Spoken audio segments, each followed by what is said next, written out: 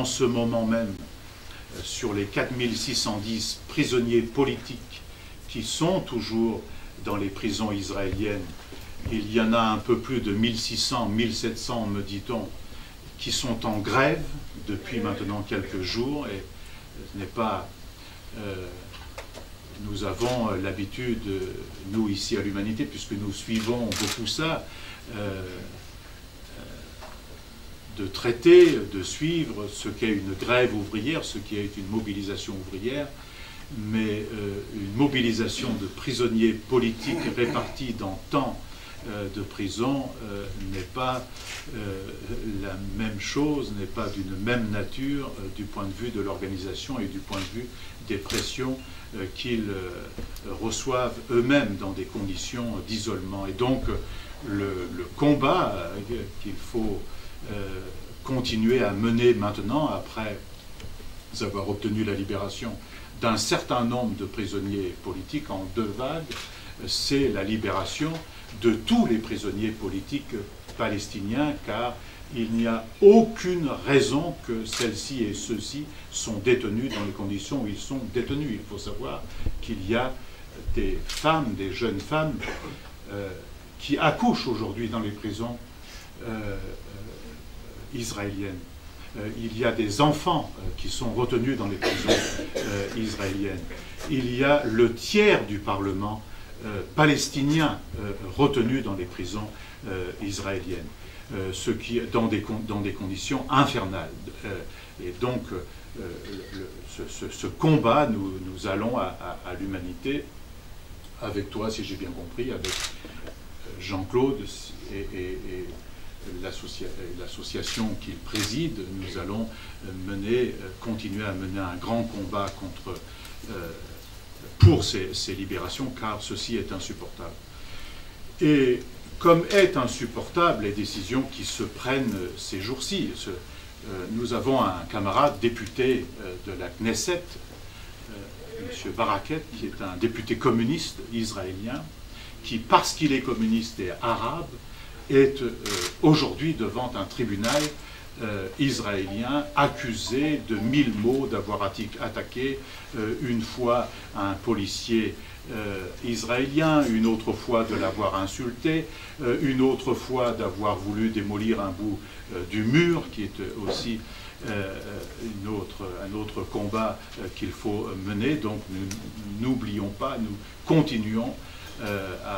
à penser à tous ces militants pacifistes, ces démocrates, ces humanistes, ces communistes qui, en Israël, mènent le combat aussi pour qu'il y ait un État palestinien que l'administration israélienne s'efforce évidemment non pas de reculer, elle le torpille littéralement. Quand il y a la semaine dernière cette décision totalement incongrue, en pleine discussion, de rendre légales des colonies sauvages aux alentours de Ramallah. Il faut bien voir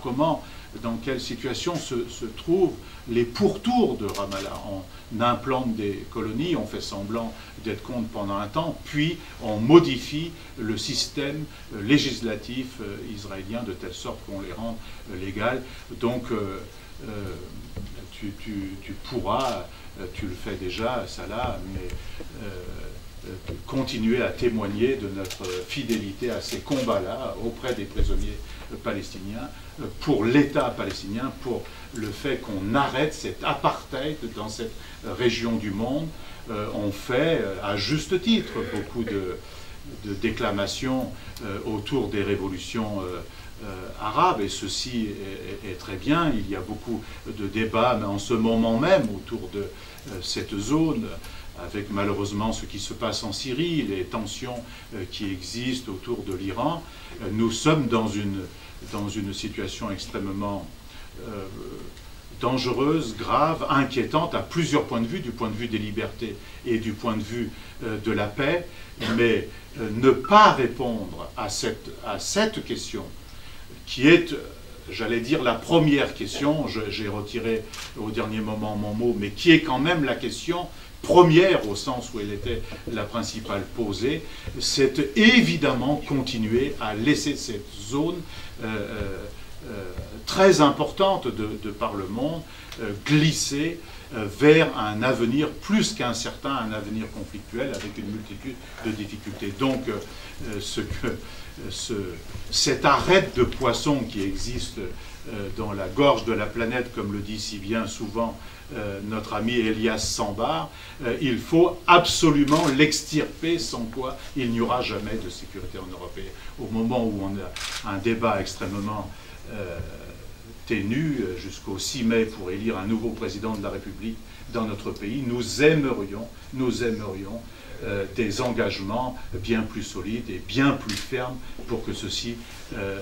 puisse se résoudre de telle sorte qu'on offre un avenir à tous ces populations, à tous ces jeunes, et qu'on ne voit plus, comme toi, Salah, des jeunes qui, pour des intentions, être mis pendant 7 années dans une prison israélienne. Donc, nous te souhaitons évidemment beaucoup de courage encore. Je sais que tu as subi quelque chose de très difficile avec tes compagnons. Nous en avons rendu compte chaque fois que tu as fait une lettre, que tu as pu nous faire passer une lettre par nos amis Jean-Claude, parfois, Yann Brossa, d'autres qui sont passés et que tu as écrit un petit mot. L'Humanité a été le journal qui a publié tes mots. Nous, avec nos amis François Germain Robin, Pierre Barbancet, Hassan Zerouki, d'autres encore dans cette maison que je ne peux pas citer, et sous la direction de Patrick Appel-Muller, qui est le directeur des rédactions, et André Sicot-Nicolas, qui est rédacteur en chef du magazine L'Humanité Dimanche, que j'ai vu que tu connaissais, puisque à ta sortie de prison, ce sont les 2 journaux avec lesquels tu t'es fait photographier. Tu n'as pas arrangé ce jour-là ta cote de popularité auprès de la police israélienne, mais pour le coup, ça nous mettait dans le même bateau, dans la même barque, et nous te remercions de l'avoir fait. Donc nous te souhaitons courage, nous souhaitons courage aussi et succès à ton papa et à ta maman que nous avons reçus dans cette même salle, et tes sœurs, avec beaucoup de plaisir, à la fête de l'Humanité, où ton nom a été, toutes ces dernières années, 1000 et 1000 fois prononcé de différentes manières et parfois de différentes langues. Donc, bienvenue, et puis succès pour la suite. Dans tes études, dans ta vie personnelle, et puis dans tous les combats qu'on va continuer à mener ensemble. Et toi,